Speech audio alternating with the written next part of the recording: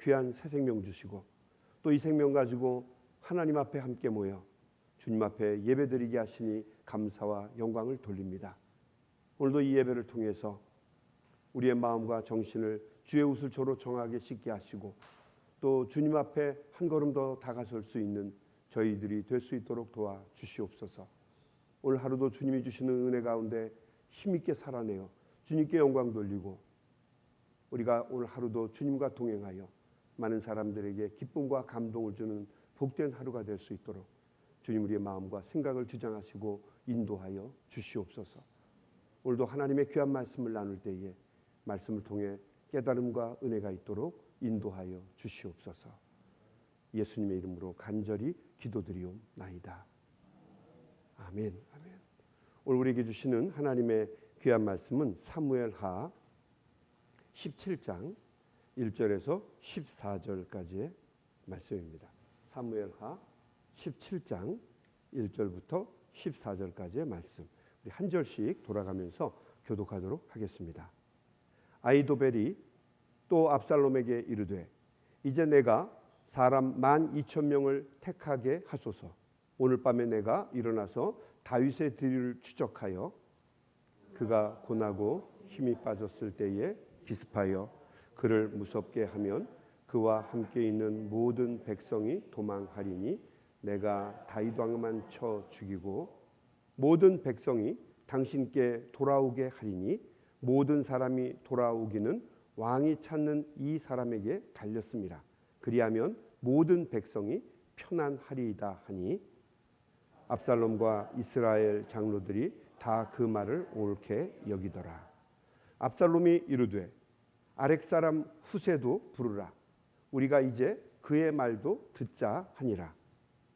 후세가 압살롬에게 이르되 압살롬이 그에게 말하여 이르되 아히도벨이 이러이러하게 말하니 우리가 그 말대로 행하랴. 그렇지 아니하거든 너는 말하라 하니 후세가 압살롬에게 이르되 이번에는 아히도벨이 베푼 계략이 좋지 아니하니이다 하고 또 후세가 말하되 왕도 아시거니와 왕의 아버지와 그의 추종자들은 용사라. 그들은 들에 있는 곰이 새끼를 빼앗긴 것 같이 격분하였고 왕의 부추는 전쟁에 익숙한 사람인즉 백성과 함께 자지 아니하고 지금 그가 어느 굴에나 어느 곳에 숨어 있으리니 혹 무리 중에 몇이 먼저 엎드러지면 그 소문을 듣는 자가 말하기를 압살롬을 따르는 자 가운데에서 패함을 당하였다 할지라. 비록 그가 사자 같은 마음을 가진 용사의 아들일지라도 낙심하리니 이는 이스라엘 무리가 왕의 아버지는 영웅이요 그의 추종자들도 용사인 줄 알미니리다. 나는 이렇게 계략을 세웠나이다. 온 이스라엘을 단부터 부엘세바까지 바닷가의 많은 모래같이 당신께로 모으고 친히 전장에 나가시고 우리가 그 만날 만한 곳에서 그를 기습하기를 이슬이 땅에 내림같이 우리가 그의 위에 덮여 그와 함께 있는 모든 사람을 하나도 남겨두지 아니할 것이요 또 만일 그가 어느 성에 들었으면 온 이스라엘이 밧줄을 가져다가 그 성을 강으로 끌어들여서 그곳에 작은 돌 하나도 보이지 아니하게 할 것이니이다 하매 압살롬과 온 이스라엘 사람들이 이르되 아렉 사람 후세의 계략은 아히도벨의 계략보다 낫다 하니 이는 여호와께서 압살롬에게 화를 내리려고 하사 아히도벨의 좋은 계략을 물리치라고 명령하셨음이더라. 아멘. 아멘.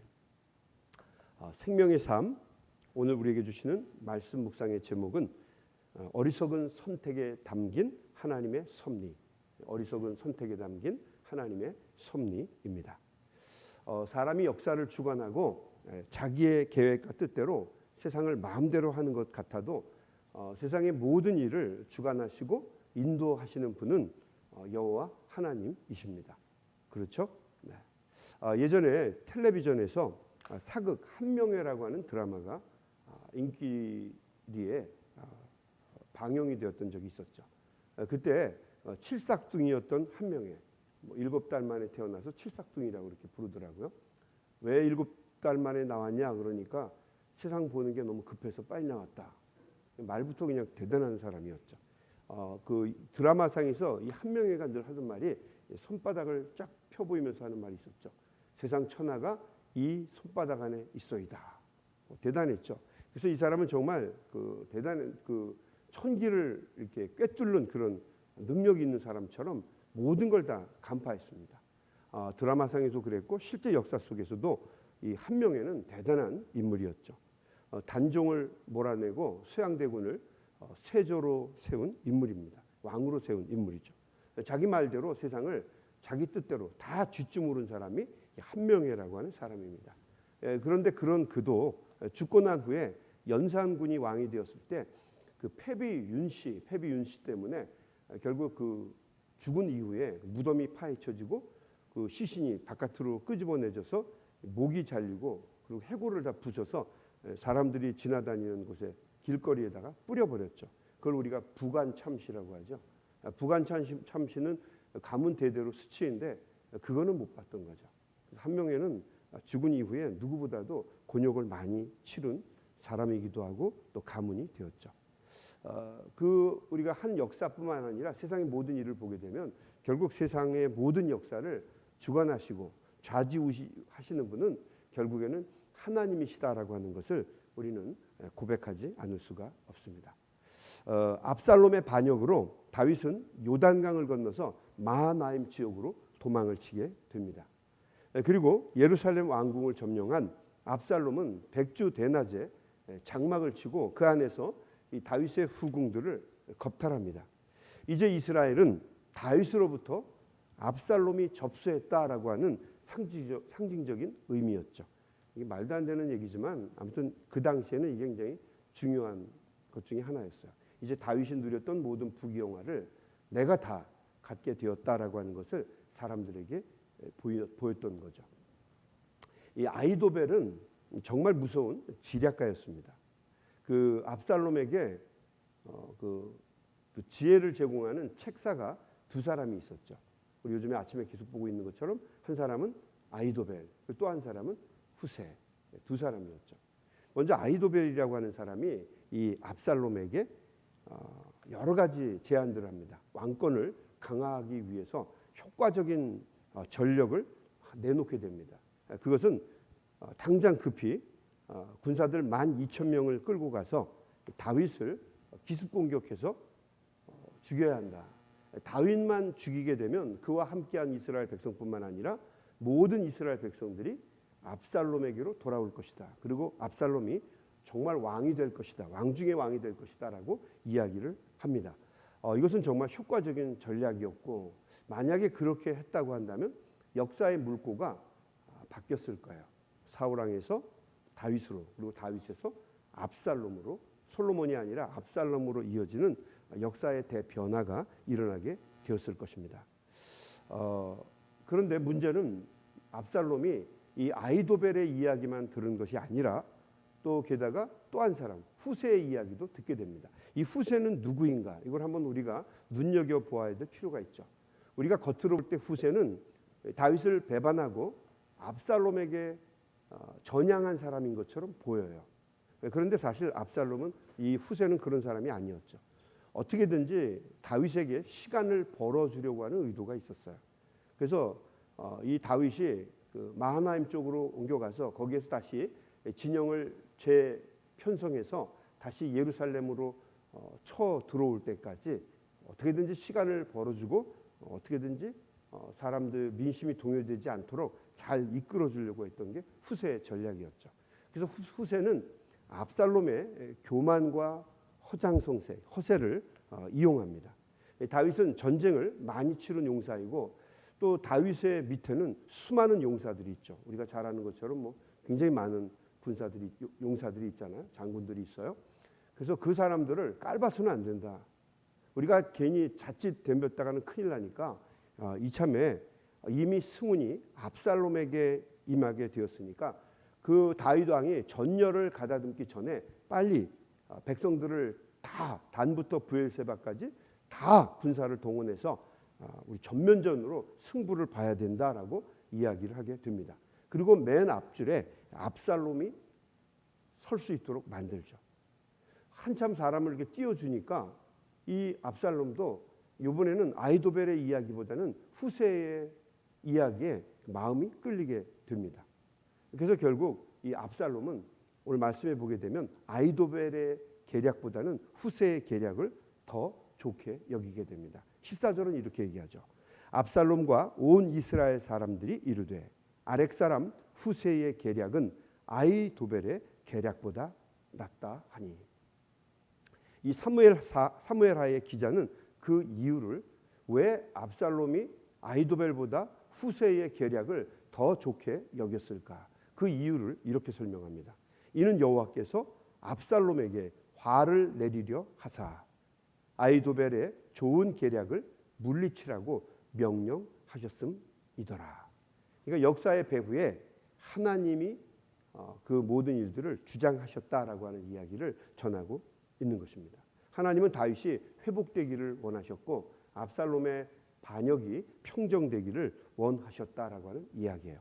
그러니까 이 이야기는 하나님이 역사의 주인이시다라고 하는 이야기입니다.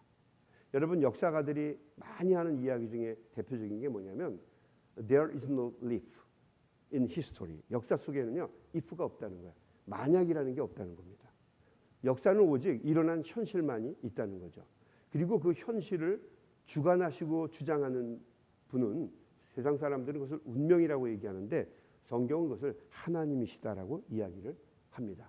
사람의 시각이나 판단으로 볼 때는 뭐 아쉬움이나 호기심이 남을 수 있을지 모르겠지만 만약에 역사가 이렇게 되었으면 어떻게 되었을까 이렇게 말을 할 수 있을지 모르겠지만 분명한 것은 만약은 없다는 거죠. 모든 역사를 주관하시고 이끄시는 분은 하나님이시다라고 하는 거예요. 그래서 우리가 하나님 앞에 간절한 마음으로 기도하고 부르짖는 거죠. 여러분, 그 페르시아에 강력한 왕이 있었죠. 우리 그 영화 300에도 나오죠. 그 300이라는 영화에서는 그 왕의 이름이 크세르크세스로 나와요. 크세르크세스. 근데 성경에는 그 왕의 이름이 아수에로라고 나옵니다. 아수에로. 이 아수에로 왕 때 왕비였던 사람이 에스더입니다. 에스더. 그리고 굉장히 유대인들을 혐오했던 사람이 하만이에요. 하만은 어떻게든지 유대인들을 다 쓸어버리고 그리고 자신이 왕이 되려고 하는 간교한 계략을 꾸미게 되죠.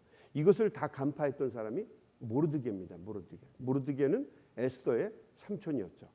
그래서 이 모르드게는 에스더를 어떻게든지 에스더를 이용해서 이 모든 되어진 일들을 막으려고 노력을 합니다. 그리고 이 에스더에게 이렇게 얘기하죠. 내가 여왕이 된 것은 바로 이때를 위함이 아니냐. 그리고 에스더에게 격려해서 그가 아수에로 왕에게 나가서 크세르크세스 왕에게 나가서 하만의 계략을 이야기하고 그 유대인들 자기 민족을 구원해 줄 것을 간곡하게 이야기를 합니다. 그러나 그 당시에 왕이 이 아수에로 왕은 절대 군주였거든요. 그래서 왕이 누구든지 마찬가지예요. 왜냐하면 그 당시는 왕을 신으로 여겼습니다. 그래서 신인 왕이 부르기 전에 나간다든지 아니면 또 반대로 왕이 불렀는데도 불구하고 오지 않는다든지 그러면 큰 치도곤을 맞습니다. 폐출을 당해 왕비라도 쫓겨납니다. 그 대표적인 여왕이 와스디였죠. 와스디는 굉장한 미모를 갖춘 여성이었다고 그래요. 그런데 아수에로 왕이 나와라 그랬을 때 나가지 않습니다. 그 일로 인해서 폐출을 당하게 되고 그 뒤를 이어 여왕이 된 사람이 우리가 잘 알고 있는 에스더예요. 근데 에스더가 왕이 부르지도 않았는데 왕을 만나러 가기 위해서 간다? 이건 불가능하죠. 그때 에스더가 유명한 말을 하면서 가게 됩니다. 그게 뭐죠? 죽으면 죽으리라. 권사님 중에 한 분은 그 얘기 들으면서 뒤지면 뒤지리라 그랬는데 뒤지는 건 아니고 죽으면 죽으리라. 그 마음을 가지고 왕에게 나갑니다. 근데 참 신기하죠? 분명히 에스더도 누가 너를 여기에 들어오라고 그랬냐? 그러면서 왕이 폐출시키는 것이 뭐 당시에 충분히 그게 더 있음직한 관행인데 이 아수에로 왕은 이 에스더를 보는 순간 예전과는 달리 마음의 사랑의 마음을 느꼈다는 거죠. 그 왕비가 금식하고 그리고 왕에게 나간 그 모습을 보는데 너무 애절하다는 거죠. 그 마음을 누가 주셨을까? 하나님이 주셨다는 거죠. 그래서 결국 역사는 하나님이 인도하시는 대로 이끌려 갔다는 거죠. 하만은 모르드게를 매달려고, 그 목을 잘라서 매달려고 높은 장대를 준비했는데 반대로 자신의 목이 그 장대 위에 매달리게 됩니다. 성경을 보게 되면 많은 그 역사의 흐름 속에서 모든 역사를 주관하시고 인도하셨던 분이 하나님이세요. 모든 짐승들을 잘 잡아먹던 사자가 왜 하필이면 다니엘이 사자굴에 던져졌을 때는 입을 다물었는지 모르겠어요. 하나님의 뜻이죠. 그래서 결국 다니엘은 생존하게 되고 다니엘을 모함했던 사람들이 오히려 사자굴에 빠지게 됩니다. 모든 불길을 다 불살랐던 그 뜨거운 풀무불이 7배나 더 강했던 뜨거운 불무불이 사드락, 메삭, 아벳느고가 오히려 그 불에 던져졌을 때는 뜨겁게 사르지 않았어요. 그리고 다른 사람도 다 사를 만한 뜨거운 불이 사드락, 메삭, 아벳느고는 그대로 유지하게 했어요. 그래서 역사는 또 그렇게 이끌어 갑니다. 또 히스기야라고 하는 그 왕이 하나님 앞에 정말 사흘 동안 간절한 마음으로 금식하며 기도하죠. 그 기도를 하나님께서 들으시고 그의 생명을 15년 동안 연장하십니다. 그 일로 인해서 이스라엘은 아수르의 침략을 물리치고 나라를 구원할 수 있게 됩니다. 역사의 주관자가 하나님이시라는 이야기입니다. 하나님은요, 뭐 어떤 그 신학 사조나 고대 역사 속에 있는 분만이 아니라 오늘 이 시대를 살아가는 우리들에게도 똑같이 우리의 삶 속에 개입하시고 우리를 인도하시고 우리를 이끌어 가시는 분이세요. 여러분 동의하시죠? 네. 그래서 우리가 하나님 앞에 기도하고 하나님 앞에 부르짖는 것입니다. 오늘도 주님 앞에 간절한 마음으로 부르짖고 기도할 때에 하나님께서 우리의 기도와 간구를 들어주시고 또 우리를 통해서 하나님이 원하시는 놀라운 역사들을 일구어 가실 줄로 믿습니다. 우리 한번 같이 기도하겠습니다. 하나님 감사합니다. 오늘도 귀한 말씀을 통해 우리에게 많은 깨달음을 주시고 또 도전을 주시니 감사합니다. 그렇습니다. 세상의 모든 역사는 사람이 자기 마음대로 지략대로 움직이는 것 같아도 그 배후에는 모든 역사를 주관하시고 인도하시는 하나님의 크신 손이 있습니다. 하나님의 손이 역사를 주관하시고 이끌어 가십니다. 오늘도 주님 앞에 나와 간절한 마음으로 우리의 삶을 고백하고 주님 앞에 기도하는 우리 사랑하는 종들의 기도와 간구를 주님께서 들어주시고 한 소리도 땅에 떨어지지 아니하고 하나님의 전에 상달되는 놀라운 은혜가 있도록 주님 인도하여 주시옵소서. 오늘도 귀한 종들이 주님 앞에 부르짖을 때에 주님 우리의 기도와 간구를 들어주시고 또 우리의 기도를 인도해 주셔서 부족하면 깨우쳐 주시고 바르게 구한 것은 하나님의 은혜 가운데 이루어지는 놀라운 역사가 있도록 도와주시옵소서. 예수님의 이름으로 간절히 기도 올리옵나이다. 아멘. 우리 다 같이 합심해서 통성으로 기도하면서 세상으로 나아가겠습니다. 우리 소리내서 기도합니다. 하나님 아버지 감사합니다. 오늘도 우리 귀한 종들이 함께 주님의 전에 모여 기도하고 부르짖고 간구하게 하시니 감사를 드립니다. 그렇습니다. 주님께서는 우리의 기도와 간구를 들어주시고 또 우리가 우리의 부르짖을 때 응답하시는 분이시고 오늘도 말씀하시고 하나님께서는 피난 중에 있던 다윗의 손을 주시고 하나님께서 그 기도를 응답해 여러 책사들의 말을 또 압살롬의 계획도 말을 하나님의 이스라엘의 역사를 주관하시는 이끌어가시는 저희 말씀을 모든 역사는 하나님이 주관하시고 하나님이 주인이시니 다시 한번 저희들이 깨닫습니다. 오늘도 역사의 주인이신 하나님 앞에 간절한 마음으로